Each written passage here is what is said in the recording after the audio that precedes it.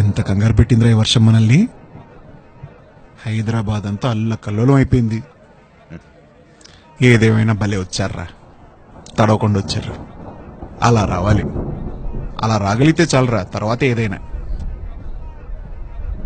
అదిగో చూడు, అందులో నాంపల్లోడున్నాడు, కోంపల్లోడున్నాడు, హైటెక్ సిటీ వాడున్నాడు, ఫిల్మ్ సిటీ వాడున్నాడు. ప్రతి ఓడి తపన ఒక్కటే, దేవుడా నేను తడవకుండా ఇంటికి చేర్చు, దేవుడా నా ఫోన్ తడవకుండా కాపాడు. అంతే. అవన్నీ పెద్ద కష్టం అనుకుంటామే, అంత ఈజీ కాదా. హైదరాబాద్ మంచిదిరా, హైదరాబాద్ అంటేనే మంచిది.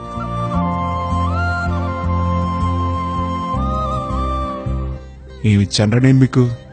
గొడుగు ఇచ్చానా, రెయిన్ కోట్ ఇచ్చానా, బైక్ ఇచ్చాను ఊరి మీద పడి తిరగమని.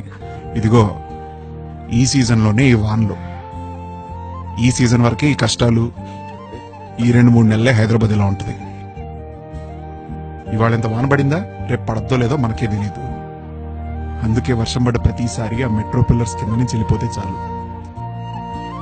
ఈ వానలు నా జిహెచ్ఎంసీ ఏం చేయలేదురా. ఏమైనా చేయగలిగితే మన రోడ్డుల్ని ఏమైనా చేయాలి.